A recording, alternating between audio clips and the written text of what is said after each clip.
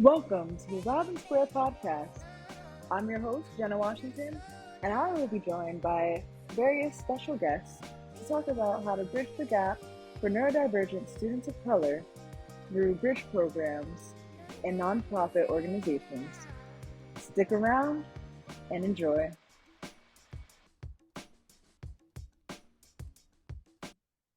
Welcome to the Robin Square Podcast. I'm Jenna Washington, and essentially today what we would be talking about is just kind of sharing our stories with each other, and just being able to have like a candid conversation about that. Um, For sure. and yeah, so from my understanding, um, you definitely have a connections with Reach Prep. If you'd like to introduce yourself and kind of just what you do, that would be great. Perfect. Yeah, I'll give you kind of like the full story here. So my name is Dave Menard. I am the current director of Prep Academy and Placement at Reach Prep. Reach Prep is an education access youth development nonprofit organization based in Stamford, Connecticut. And the mission of the organization is to recruit, Black and Latinx students in Fairfield County, Connecticut, Westchester County, New York, and the Bronx, New York. They go through a 15-month academic enrichment program that I oversee. And then as they're doing that, concurrently applying to the prestigious kind of independent schools in the area. And so I support the families and the students through that experience and kind of all the, accompanying details and questions and thoughts and things that, our families need to consider ultimately until they make their decisions of where they're going to go. So we're kind of knee deep, keeping our fingers crossed now for some decisions to come in. But that's my role at Reach. And my experience at Reach is not just this experience in that sense. I'm actually a program student. I'm a graduate, an alum of the program. So I was, we're in the 30th cohort of students now. So I was a part of cohort 7, which coincidentally was the first co-ed class of Reach. And so I think my lucky stars that I happened to be in 4th grade when they decided to go co-ed, because my experience with the organization, I can, I like to think I was, always a smart guy and would have figured things out. But understand that the trajectory of my life significantly changed because of my affiliation and time with this organization. Starting from my um, small elementary school in Stamford, Connecticut, went on to some, notable independent schools, boarding schools, small liberal arts colleges, et cetera, et cetera. I say all that to say that, my experience at Reach is very much, I think, the reason and I think the launch pad for all of that as well. Amazing. Well, thank you. That's definitely, I love that story because, as you said, you are an alum of the program, and you found your way back into the program as a director. Like I said, as a way to give back to that community. So I really love that idea of it being kind of like a full circle moment. Um, Absolutely. so If yeah. I could comment a little bit more about that too, Uh, I'd like to think it was by design to some degree, right? I think these opportunities kind of come through. I was working in education. I worked at independent schools as a middle school science teacher for, about a decade, and then jumped into nonprofit work in particular. As I loved my time teaching and really felt a great connection and um, support at the independent schools that I worked at. But also, I felt like regardless of, I actually went back and taught at my independent middle school, which was a really cool experience. But at the same time, my story was largely different than many of the students that occupy those spaces too. And I felt kind of this tug of like, what am I really doing here, right? And ultimately, which prompted this jump into nonprofits, working with students of a similar story, of a similar experience that I've had, and working towards kind of building this life for themselves um, in this country. So yeah, I guess based off of that, we've kind of talked about how you got into the field that you're in today. Have you always been interested in like education and enrichment programs? Did that relate to your major at all? What Yeah, you got your degree in? it's a great Yeah. question. And large in the roundabout way of saying no, it actually wasn't. So in undergrad, I attended Trinity College in Hartford, Connecticut. I was actually a bio major, so you know, earned my bachelor's of science in biology. I was a religion minor as well.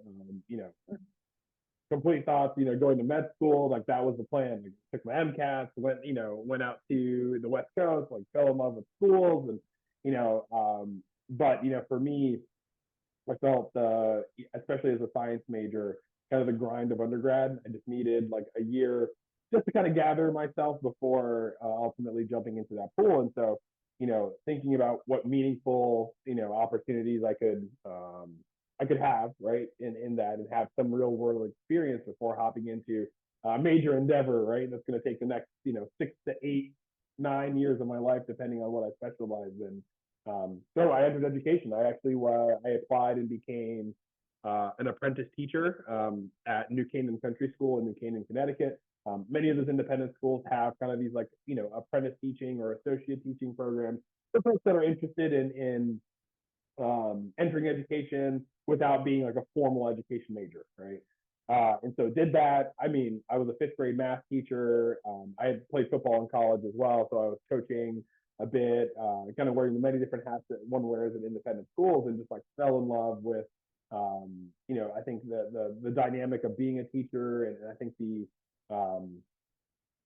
I think I was always attracted to medicine or kind of like those types of professions because of like I think maybe client facing, aspect of it, right? That you're providing this overall good or like this benefit to the constituencies or the populations that you serve. And I think, being in the education space in that 1 year, I think really kind of, opened a new kind of alleyway for me to kind of, impact groups of people in a positive way, right? And so from that, I just kind of, I ended up not, as you can see, not pursuing medicine in that sense. I then moved on to, as I shared, my alma mater. I went to Fairfield Country Day School in Fairfield, Connecticut, taught middle school science there for a number of years. And as I alluded to beforehand, just didn't, I think not necessarily imposter syndrome, but I feel, I think elements of tokenism, right? In some of these independent schools. And again, I think no fault of, necessarily, anyone in particular, right? But again, having been the only, black male on faculty, not that I felt other in any particular way, but also just kind of, taking stock of my experience, moving through that educational space as a student. And as an adult, I felt that while it's important for, I think, the students that attend the schools, again, predominantly white students, to see people of color in these positions as well, and to have, kind of shape the paradigm of what it means to, I think, for other groups to see what, black men can do in that sense, right? But, I felt that if that's largely my benefit or my impact here, I can do that anywhere, right? And so I was really thinking about, how do I greatly impact the communities that I really, ascribe to, right? And, as a first generation American, my parents are immigrants. I'm the first person in my family to graduate college and all these different milestones. I felt that environment didn't necessarily maximize, I think, all the talents nor the interests that I had. And so from there, that's when I actually went to Waterside. So I left Fairfield Country Day, joined Waterside, became director of placement. So working with fifth graders and fourth graders through that placement process. So largely what I'm doing today. But I was also, starting the alumni, the GPS program, which is the graduate programming and support. So kind of what Mr. Dunabeer and Miss Evans are doing now.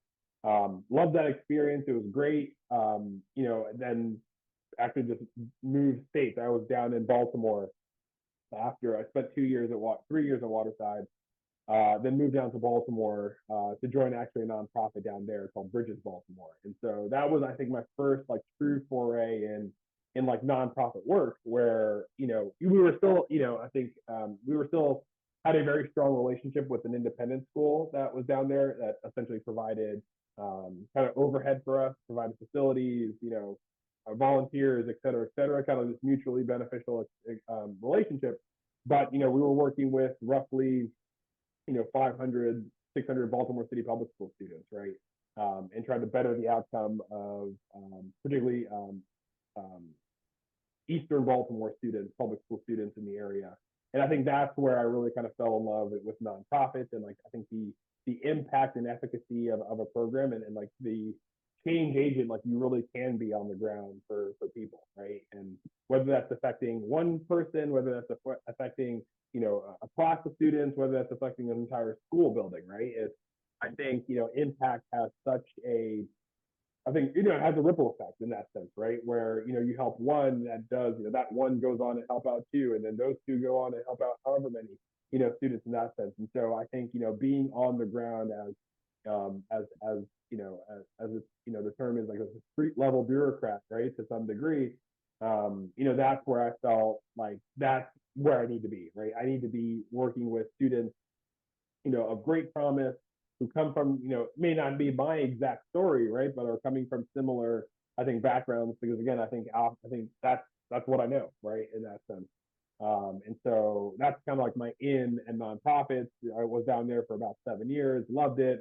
Started as a program director, particularly working with our fourth and fifth grade students, and then ultimately, climbed the ladder to becoming site director, overseeing kind of the entire program, which was great. And then this opportunity opened up to come home, right, in many different levels, not just geographically, but also for an organization that means so much to me. My younger brother and younger sister are graduates of the program as well. And so I've seen just like firsthand how this impacts my life, but also the lives of my family.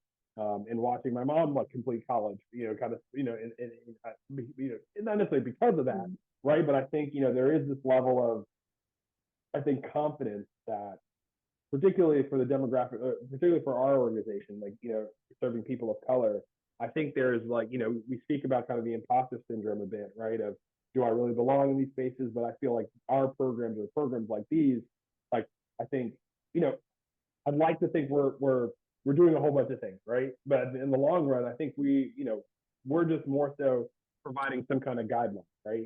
These are really talented students coming from really talented families that for whatever reason just don't have the resources, right, in that sense too. And so I think largely what I do is just building the confidence of really talented Black and brown students, to show them that they deserve to be in these spaces, right? That they deserve these opportunities. That whatever life that you want to live, right? That it's completely attainable as long as you continue being the great student that you are and continue being the great person that you are, right? And so it's kind of maximizing those opportunities, and again, just I think building the confidence and giving our students the tools, to navigate these, what can be a really treacherous experience, but giving them the confidence and the tools and the support, right? Like it doesn't stop the moment they get into the independent schools, right? It follows all the way through, right? We follow our students, well past their college graduation, times in that sense. So I may have deviated originally from the question.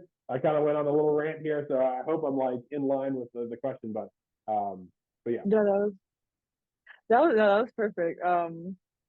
I think it like hearing people's stories is very motivating for me because like I know life is not always going to be stagnant. Like there's gonna be like moving parts. There's gonna be like something that you do that like helps you on your next part of life and stuff like that. So like no, definitely hearing about how you got there, like even starting out as a like science like biology major and then like switching gears. There's definitely so many connections within that.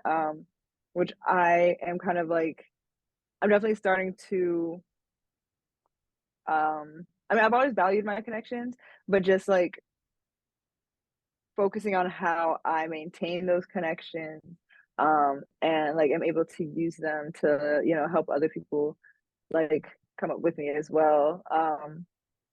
So no, I think that's amazing.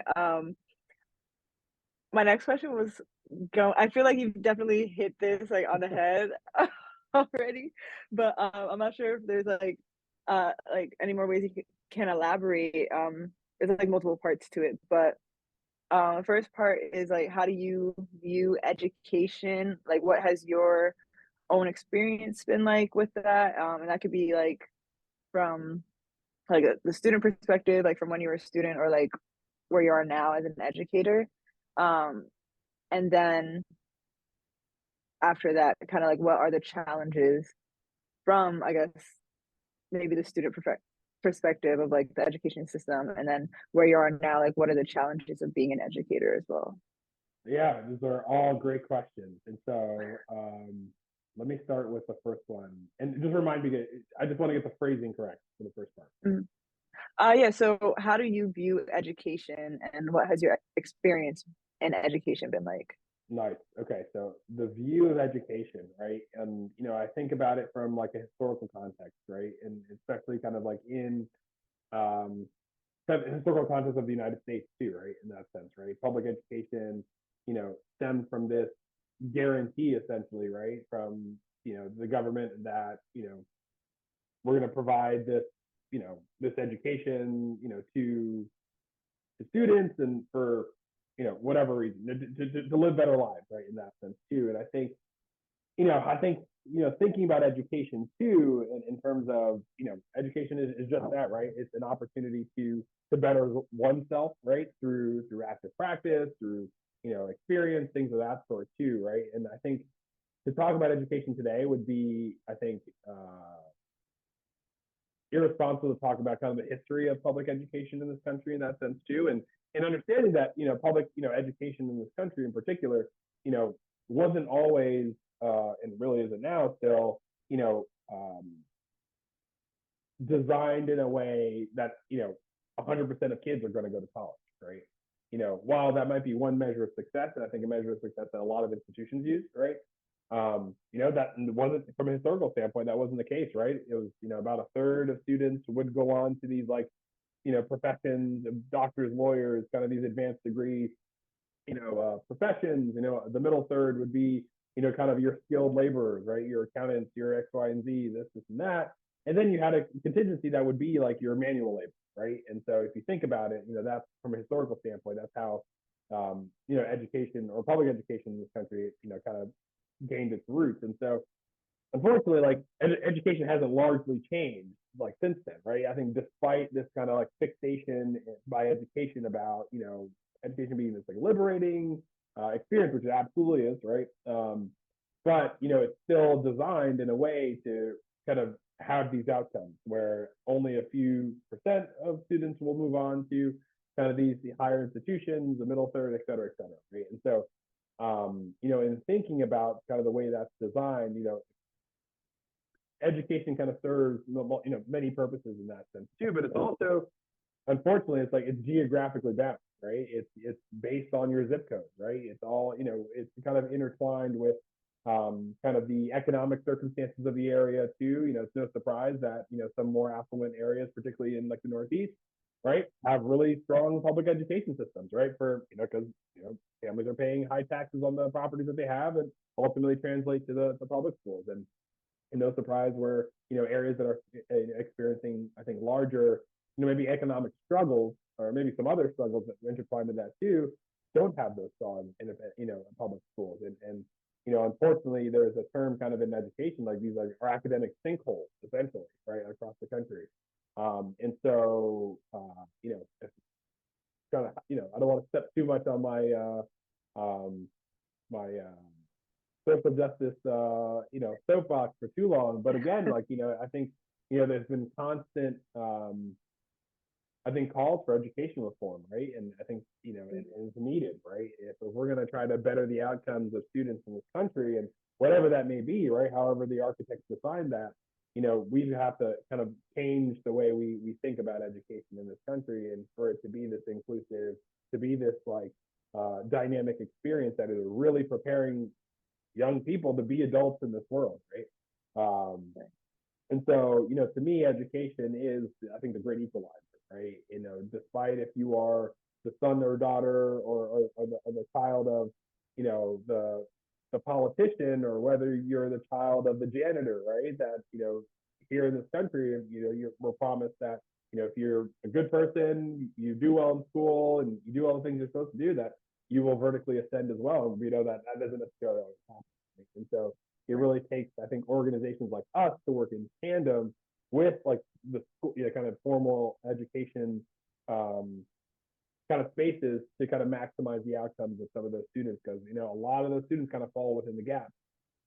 Students who have of great promise, but because you're in a particular zip code, for a multitude of reasons, right? That may not achieve their highest potential, right? And so when I think about education, again, I think it's just that. It's right. It's giving young people the keys to live the life that they choose to live, right? That they want to live, right? Whether that is being the CEO or whether that is being, whatever it may be, right? And so, but at the end of the day, like education should serve, the population, all the population, and not just Right. a few. Yeah. No, yeah, the question that you mentioned of like, is education a liberator? I think that's very like powerful, definitely, because I mean that's kind of like how I view it. Like you said, like there's gonna be people that go on to do, like the doctors, lawyers, some people accountants, some people manual labor, like everyone falls into like their place in society, in a sense. But I think there's definitely always been these conversations of like, what do, I don't know, for example, developing nations, or like what do like certain people need to kind of like get out of their like sinkhole, get out of like, just like to help themselves. And a lot of the answers will be like, oh, like just educate yourself on like how to do this or that. And I mean, I definitely agree, because I think there's also definitely different methods of education as well. There's obviously the traditional, like you go to school, you go to K through 12, and then you go to college, and then you're supposed to get a job after college. But not everyone finishes college. Not everyone finishes high school, and you can see all these amazing people like with their creative minds and like talents that are able to still succeed. Um, which I think that's definitely like part of the conversation of like, okay, what is success to different Mm-hmm. people? I think it's very subjective, if I'm using that word right. Of course. Um, yeah, and I think I don't know, there's a lot that people can do to succeed. Like people can educate themselves online. Like there's so many forms right now, like on YouTube, or like this online universities and stuff like that as well. But no, I think that connection like within the education system is definitely important, of just kind of like knowing how to interact with people, how to like be in a society as well. I feel like that's definitely one benefit of like traditional schools. Mm-hmm. Just like knowing how to, like I said, interact with others. But yeah, which is why I guess like the bridge program for me is like so impactful. I think that for me, it kind of helped me realize like, or just like put it into perspective, like what, um, like there's others like me who have like all these great ideas and passions, and like here we are actually able to like achieve them together, like talk about them together. Um, because a lot of times, like you did mention, like you may feel like a otherized like person. Mm-hmm. That whole idea of like imposter syndrome, that like you don't belong in the space that you are in. Um, but yeah, I think with those types of programs, it's really a way to like give back to the students, or whoever is part of that bridge program. Of it's empowering, honestly. So Absolutely. And I if I think could that's like, oh, sorry, go yeah. for it. Go ahead.